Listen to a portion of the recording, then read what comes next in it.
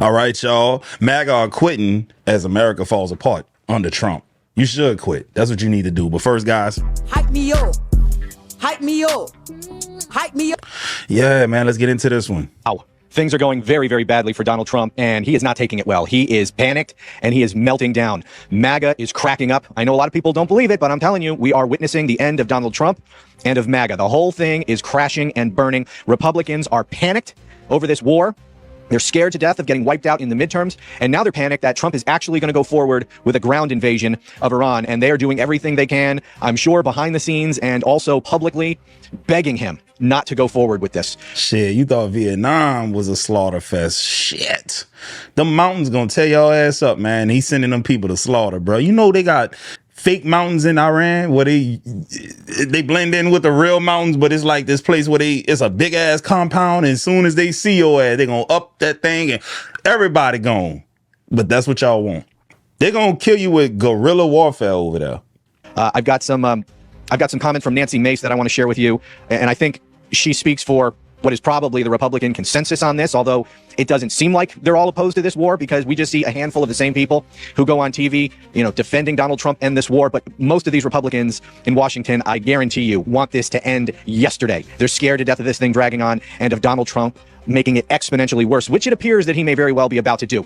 But more importantly than Republicans panicking is that MAGA influencers are turning. I've been covering this for a while. They have been turning, some of them since the beginning of Trump's second term, because the betrayal started almost immediately.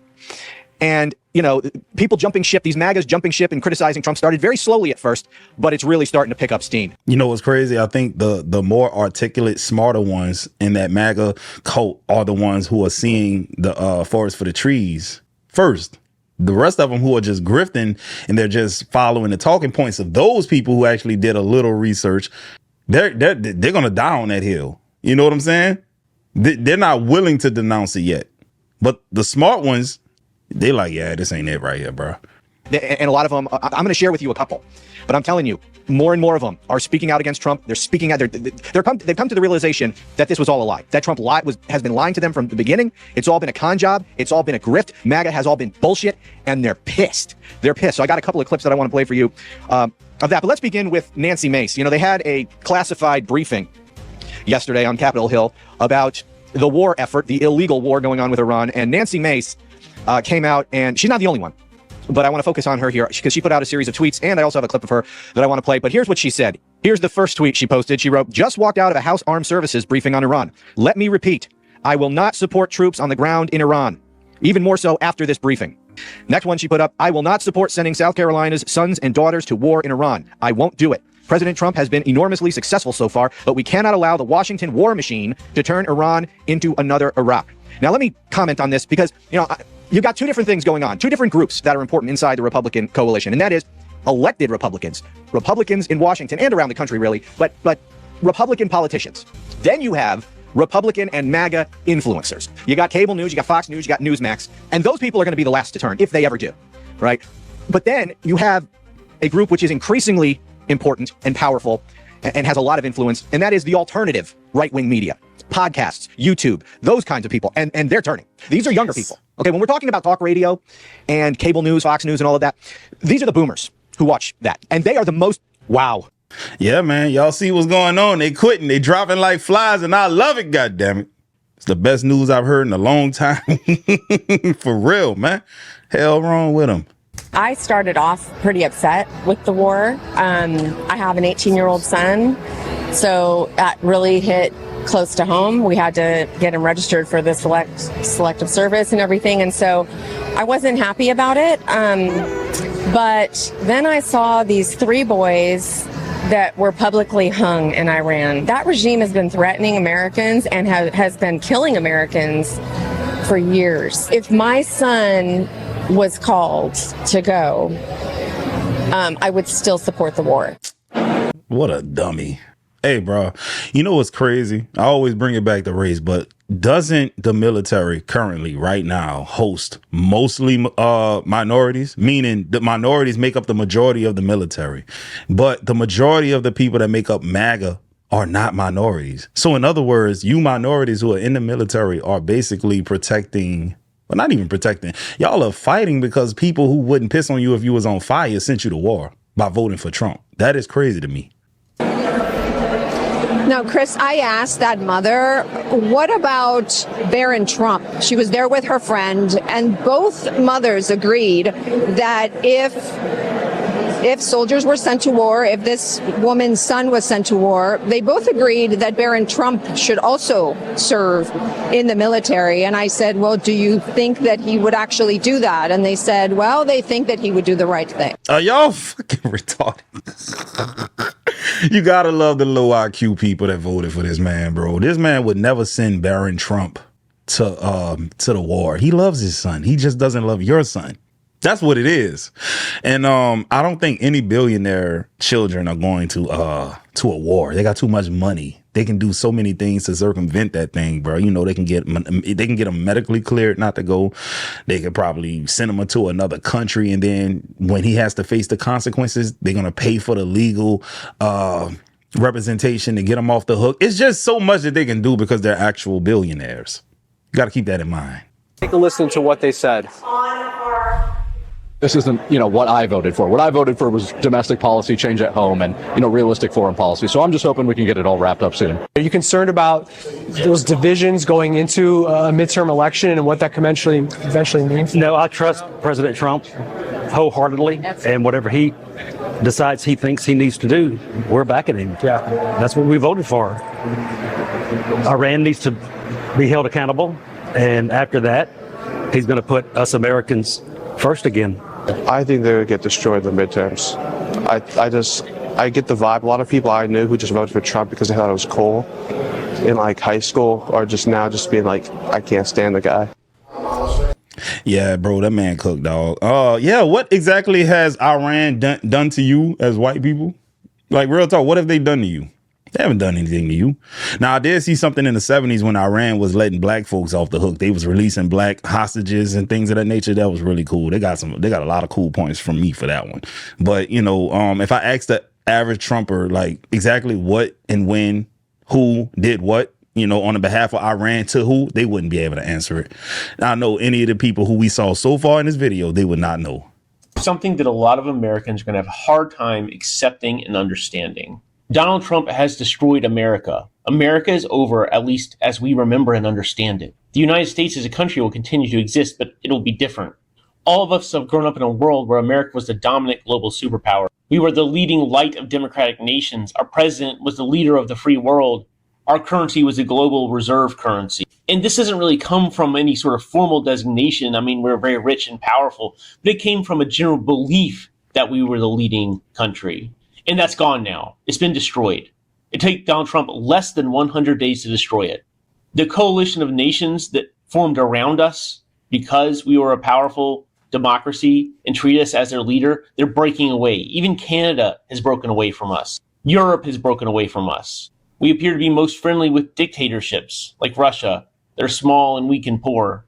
It's ironic given how people treated Biden's presidency as unendurable, but I think we'll look back to it as the last moment that America was the America we grew up in. Nobody trusts us now. They look at us as unstable, as potentially corrupt, as unwilling to follow the rules that govern ourselves, much less everyone else. It's Trump, though. They look at us as dangerous. We could turn on them, impose tariffs. We could even attack them militarily, even our allies. We could try to annex their territories. No one has any reason to think of us as anything but a potential threat. America derived a lot of its authority from its reputation as the world's intellectual center, the center of all of the leading universities, the companies where people did research, where people changed the world. But Donald Trump is destroying those universities. He's destroying our medical research, our scientific research, our technical research. Those people are leaving the country. They're going somewhere else. And so the world's going to leave us behind. Why wouldn't they? We're a nation where our leader just yammers on and on about how America is going to bully everyone into line, but they don't want to work with us. They want to leave us to rot and look after themselves. Probably depressing because it all happened for nothing. It's because Donald Trump is motivated by nothing but grievance and stupidity. No larger policy objectives was served. This is all about, I guess, punishing trans people and hurting immigrants for no reason other than to see them get hurt. And for that, we've destroyed a country that was a leader among nations in so many ways. We could have led the world, and we did for a long time, but Donald Trump has proven that we can't and we don't deserve to. Yeah, that's crazy, though. Everything he just said is spot on, man. If you disagree, something's seriously wrong. You haven't been paying attention to history. You haven't been paying attention to like news or anything. Something you got to be living under a rock, bro. Everything he just said, really, like spot on. Facts. And look, if any of y'all have Trump fans in your circle, in your family, show them this video, because I don't think they can grasp what's really going on. So on Facebook and things of that nature, people are always posting stuff like how we're actually winning this war, but like, we're not. We really not, dog. Now watch this. This is a video released by Iran, basically them trolling Trump, showing them how he's actually losing, what, $2 million estimatedly per vessel that goes through. When they was getting nothing at first, bro. Like, come on, man. Make it make sense. How are all of you doing who decided to vote for Donald Trump in this past election? I vividly remember the day after Donald Trump got elected. There were so many people on this app dancing around saying that they're no longer going to get drafted, that they are going to be able to afford the house, that they are going to be able to afford more things and have an easier life now that he has gotten elected. We are essentially a year and a half into his presidency. We are at war. We are seeing gas prices skyrocket. Things are not getting cheaper. Our grocery bills are especially not getting cheaper. So I'm just curious, to those that genuinely thought that their lives were going to be better when Donald Trump got elected, how do you feel right now? Have things gotten better for you? Have things gotten worse? Have you noticed a difference in your life, especially when it comes to spending? Let me ask y'all a quick question, man. My question is this. People that look like this right here, do you think that they're going to admit that they took a L? Hell no, they're in a cult. Look how they're dressed. This is a cult. Man, even as much as black people love Obama, we was not walking outside with head to toe Obama merch, bro. Like, this is a cult. They're not going to admit, for the most part, man, out of 1,000 MAGA supporters, maybe one of them are going to say, yeah, I fucked up. You guys are aware of it, but a lot of people are saying they're leaving MAGA now and they're angry at Trump. And I'm like, why all of a sudden they're talking about the Iran war and Trump getting involved? Some people are complaining that the groceries, inflation, gas prices, the economy pretty much has not improved like Trump promised. Day one, he was going to lower everything, make all your dreams come true, all the bullshit. So a lot of people are realizing that the economy is not improving. I mean, I don't know what you MAGAs do when you go to the grocery store. You look the other way, pretend that the prices aren't going up for the most things, the most items. A few items have gone down, but not significantly where you can say, wow, I can really feel in my wallet that things are improving. So I guess the last straw for MAGA was the war. That Trump might be getting into a war and MAGA can handle it, can stand it, because they don't want another war. And Trump promised no wars. He really did. But you MAGAs were okay when he said, they're eating the cats, they're eating the dogs. Jimmy goes to school. 4 days later, he comes back with an operation and he's now Julie. All these lies, you guys were okay with it. So you're okay. I mean, you're leaving MAGA. You're abandoning Trump. You're mad at Trump. But you're still racist? You're still homophobic? Xenophobic? You're still enjoying seeing immigrants being... Man, what the hell is that behind your screen, man? Some large animal, a mammal, four-legged beast. What the hell? Deported, families separated, people crying on the streets because their family are being torn apart, and you guys are, that's what I voted for. So you're leaving MAGA with all that baggage, right? So you're not changing. You're the same. It's just because you're mad at Trump, right? You're not realizing, wow, I was in a cult. Wow, I can't believe that I had that perception against the LGBTQ. So you're not acting like that, right, MAGA? The thing was the war.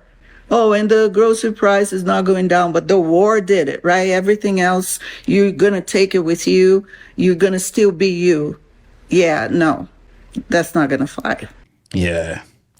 Ridiculous. But, you know, at least you guys got the guy that you wanted in office, right? Fuck everything else, the economy, cost of living, all that good stuff, man. At least your favorite person, the one who bankrupted like 4 to 6 businesses, and you thought he was going to be the one to fix the economy. Makes a lot of sense when you don't use your brain. CPAC 2026 Dallas is a wrap. It's been an interesting weekend. It's been a lot of fun. Seen some interesting faces. Lady MAGA, Josh Hammer crying a river about basically everything. And shaking a lot of hands. I've met a lot of people, and the number one takeaway is that we are building a coalition. Not a coalition for Israel, and it's not even a MAGA coalition anymore. Because MAGA has been subverted. It's been infiltrated. It's been taken over by subversives who do not want to put America first. So Gen Z and everyone who wants to be our allies, we're taking MAGA. We're grabbing it by the balls. And we're turning it into America first. And we're not making apologies. We're not asking for your permission. We don't have another option. It is either we stand up and we fight for our country and we put America first, or we lose everything that we hold sacred. Now is not the time for cowardice. Now is not the time to be afraid. We got to be bold, we got to be courageous, and we got to speak the truth and stand on the truth and be willing to die for the truth. America first, forget everything else.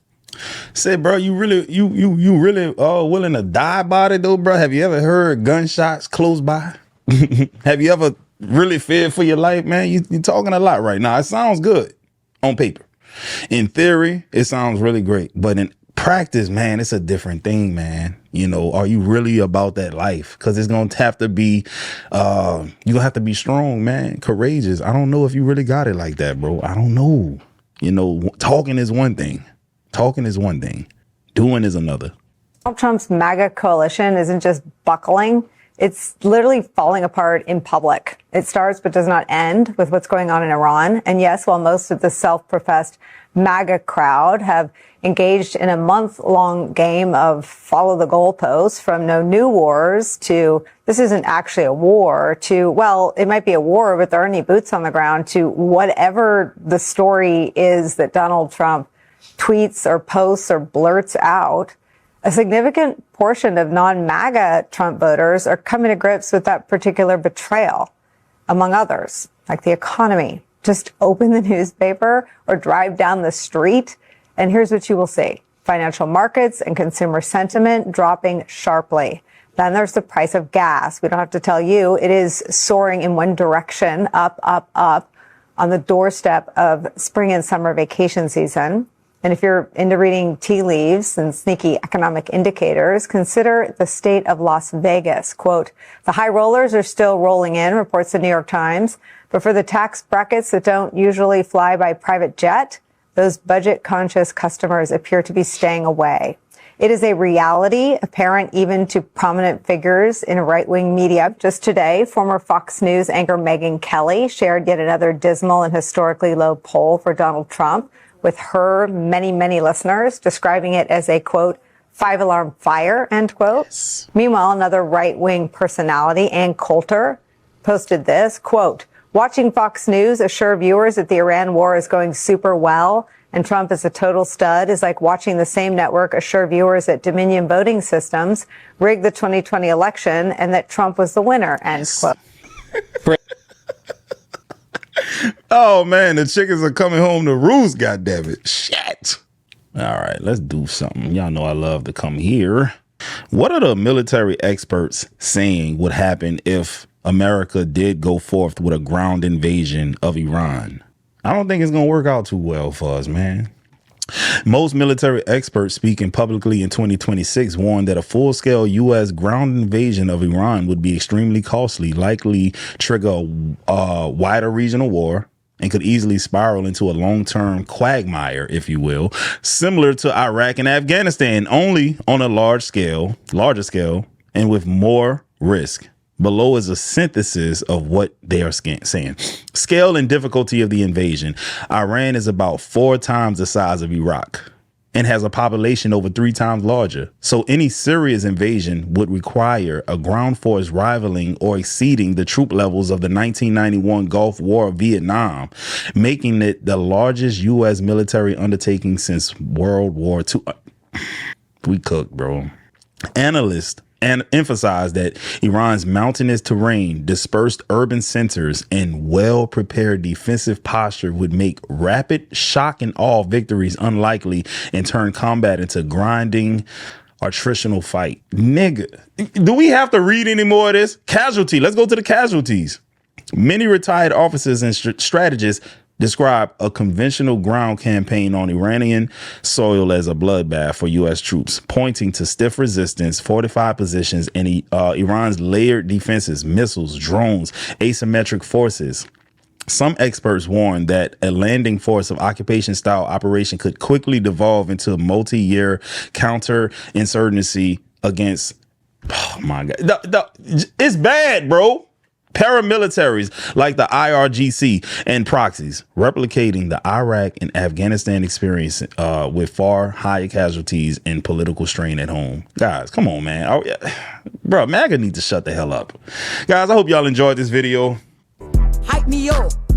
Hype me up. Hype me up.